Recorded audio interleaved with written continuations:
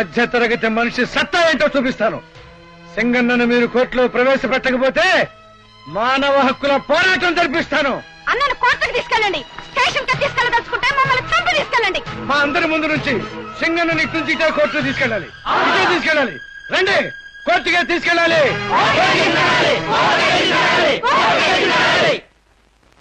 Sir, సింగన్నను పట్టిస్తే 10 లారీలు ఇస్తారు కదండి, మరి ఏ సార్? 10 లారీలు ఇస్తానంటే నువ్వు దేవుళ్లాగా చూసే సింగన్నను పట్టించావు. రేపు ఎవడన్నా 20 లారీలు ఇస్తానంటే ఈ బాబురావు బేసు బద్దలు కొడతావు కదరా.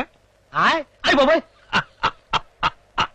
నా బేసు జోలికి నా ఫేసు జోలికి వస్తే నా క్యారెక్టర్ ఏంట్రా? ఏంటండి?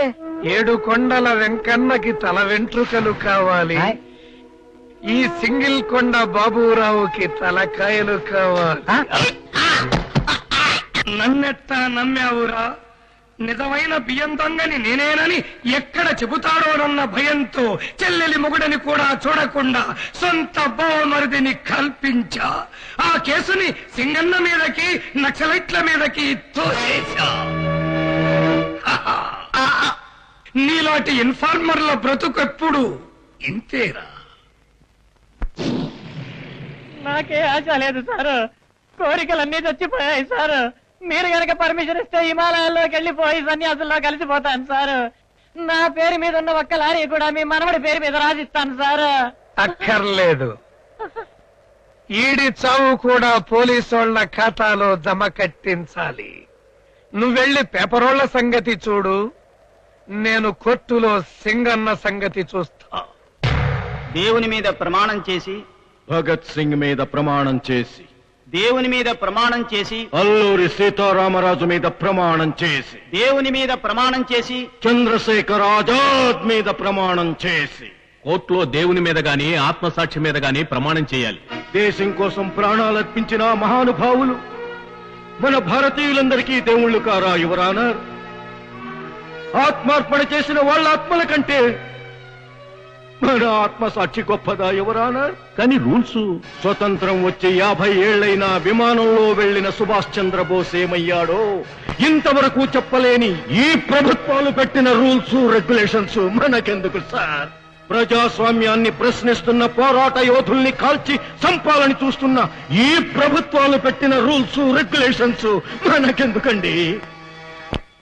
నడి బజార్లో నలిగిపోతున్న ఈ ప్రజాస్వామ్యం సాక్షిగా అంతా నిజమే చెప్తాను సార్, అబద్ధం చెప్పను. క్రాస్ అసలు ఈ హత్యలు చేసినందుకు నువ్వేమన్నా పశ్చాత్తాపడుతున్నావా?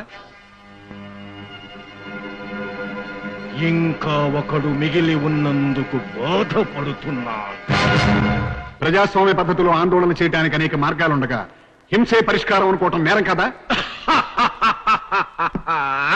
నేరం నేరం.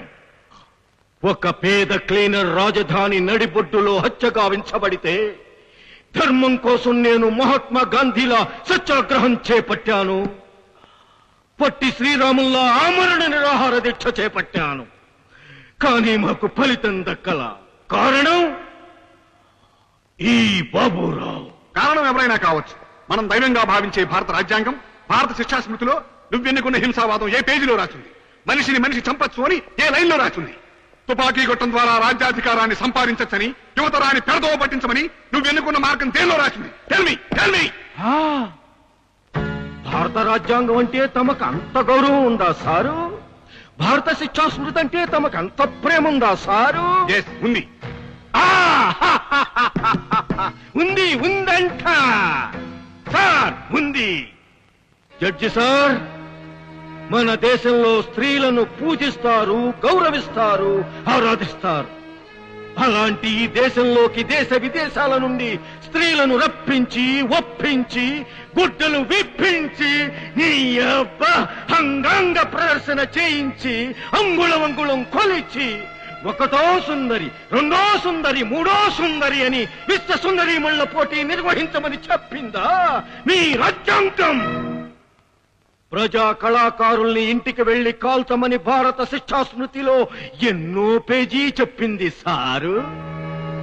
బాబు, మీకు ఓట్లేస్తున్నాం, మాకు మేలు చేయండి అని వచ్చిన అభ్యర్థుల్ని గెలిపించి ప్రతినిధుల్ని చేసి రాష్ట్ర రాజధానికి పంపించి ఓహో మీరు మా కోసం చాలా కష్టపడిపోతున్నారని వాళ్ళు విశ్రాంతి తీసుకోవడానికి పెద్ద పెద్ద క్వార్టర్స్ నిర్మిస్తే ఆ క్వార్టర్లను మందు క్లబ్బులుగా, రౌడీల డెన్నులుగా, పెద్దల మందు పార్టీ మహాసభలుగా, కిడ్నాప్ కేంద్రాలుగా తయారు చేస్తున్న ఆ మహానుభావుల్ని శిక్షించకుండా వాళ్లను రక్షించడానికి పోలీసుల్ని కాపలా పెట్టమని ఏ శిక్షా స్మృతిలో, ఏ పేజీలో రాసిందో చెప్పండి సార్. అందుకని పోలీసుల దగ్గర ఉండాల్సిన తుపాకుల్ని తీవ్రవాదుల దగ్గర నుంచి తీసుకుని సారా నాకు ఆయుధాలు ఇచ్చింది నక్సలైట్లు కాదండి అయ్యా, అవి నగరం నడిపట్టులో ఉన్న ఒక రౌడీ ఇంట్లోంచి తీసుకున్న ఆయుధాలు. తెలుసా మీకు? ఆ రౌడీ అసెంబ్లీ చుట్టూ, మంత్రుల ఏళ్ల చుట్టూ తిరుగుతూ ఎన్నికలు వచ్చేసరికి తన దగ్గర ఉన్న తుపాకులు చేపట్టి రిక్కింగు చేయించి ఆ మంత్రుల్ని గెలిపిస్తున్నాడు, వాళ్లకు మిత్రుడయ్యాడు. ఈ బూటకపు ఎన్నికలు వద్దని నిరసిస్తున్న వాళ్ళు నక్సలైట్లు, దేశద్రోహులు, వాళ్ల సిద్ధాంతం నిషేధం. ఎవరానా నిషేధించాల్సింది నక్సలిజాన్ని కాదండి, నల్ల డబ్బు దోస్తున్న వాళ్ళని, హవాలాగాళ్ళని, స్కాములగాళ్ళని, ఫ్యాక్షనిస్టుల్ని, వాళ్ళని నిషేధించండి సార్. ఎవరానా యుద్ధ విమానాల్లో వెతికి నక్సలైట్లను ఏరిపారేయటానికి 20 కోట్లు వెచ్చిస్తానంటున్న ఈ ప్రభుత్వాలు ఆ డబ్బును మహబూబ్ నగర్ జిల్లాలో కరువు తీర్చటానికో, నల్గొండ జిల్లాలో నీళ్లు పారించటానికో, సముద్రం పాలవుతున్న నదుల నీటిని పొలాల్లోకి మళ్లించటానికో, ఆ తెలుగు గంగను రాయలసీమ పొలాల్లోకి తరలించటానికో ఖర్చు పెట్టమనండి యువర్ ఆనర్. మనుషుల్ని చంపటానికి 20 కోట్లెందుకు యువర్ ఆనర్? మనుషుల్ని బతికించడం కోసం ఖర్చు పెట్టమనండి. ఈనాడు రాజకీయ నాయకులు, ప్రభుత్వ అధికారులు, పోలీస్ ఆఫీసర్లు, దళారులు, కాంట్రాక్టర్లు ఈ దేశంలో మేడల మీద మేడలు కట్టారు, కోట్లు గడించారు. ఒక్క నక్సలైటు ఇల్లు కట్టాడని, కోట్లు గడించాడని రుజువు చేయండి సార్. ఎందరో లాయర్లు, ఇంజనీర్లు, డాక్టర్లు, టీచర్లు, మేధావులు వాళ్ళు అడవిలోకి వెళ్ళింది వాళ్ళ పెళ్ళాం బిడ్డల కడుపు నింపటం కోసం కాదు సార్. పురుషుడు నెత్తురు చిందించి పిడికెడు మెతుకులు పేదవాడికి పెట్టడం కోసం సార్. విప్లవకారులు బువ్వ తిని బతకటం లేదు సార్, బుల్లెట్లు తిని బతుకుతున్నారు. ఇది చరిత్ర చెబుతున్న సత్యం. నిషేధింపబడ్డ సిద్ధాంతాన్ని నమ్మి ఇంత మారణకాండ చేస్తున్నావంటే నువ్వు హంతకుడు అని అంగీకరించినట్టుగా కోర్టు భావించి నిన్ను ఉరి తీయాల్సి వస్తుంది. ఉరికంబాలు ఊపిరి తీయగలవేమో గాని ఉద్యమాలను ఆపలేవు సార్. చేలో కలుపు మొక్కలు పీకి పారేసిన రైతు కూలీకి నా చేను బాగు చేశావు బాబు అని రైతు కూలి ఇస్తాడు. దేశంలో ఉన్న విషపు మొక్కల్ని పీకి పారేసి దేశాన్నే బాగు చేస్తున్న వాళ్ళని ఉరి తీస్తామంటున్నారు. ఇదెక్కడి న్యాయం సార్? విప్లవకారులు దేశాన్ని ప్రేమిస్తారు, దేశద్రోహుల్ని చంపేస్తారు. విప్లవకారుల్ని మించిన దేశభక్తులు లేరు. భరతమాత ముద్దు బిడ్డల్ని ఒక్కొక్కళ్ళని ఉరికంబాలకు వేళ్లాడదీస్తే ఇంకా ఈ దేశంలో మిగిలేది హవాలాగాళ్లు, బోఫోర్స్ గాళ్లు, సైంట్ కిడ్స్ గాళ్లు, పచ్చగడ్డి మేసేనాయాళ్లే యువర్ ఆనర్. ఇది సత్యం. ఎరుపెంత సత్యమో ఇది అంతే సత్యం, ఎర్ర సూర్యుడెంత సత్యమో ఇది అంతే సత్యం. కానీ ప్రస్తుత రాజ్యాంగంలో మనిషిని మనిషి చంపకూడదు. ఐపీసీ 302. అన్నయ్య అన్నయ్య నక్సలైట్లు కోర్టును చుట్టుముట్టారు. వచ్చే అన్నయ్య, వచ్చే అన్నయ్య, వచ్చే అన్నయ్య.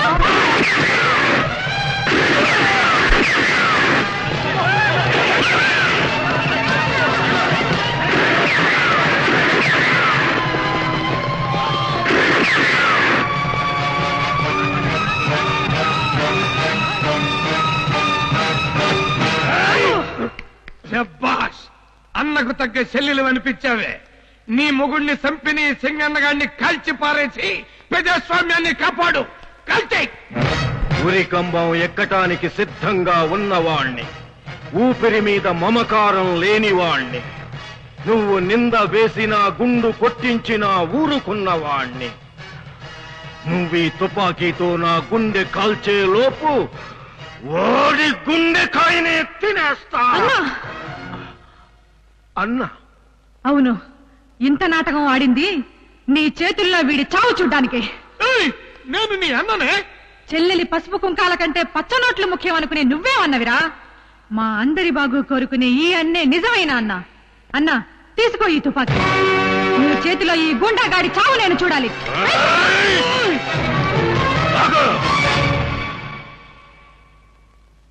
సరదాగా పందాలు కట్టే నీ ప్రాణాల్ని సరదాగా తీయనురా, సీరియస్ గా.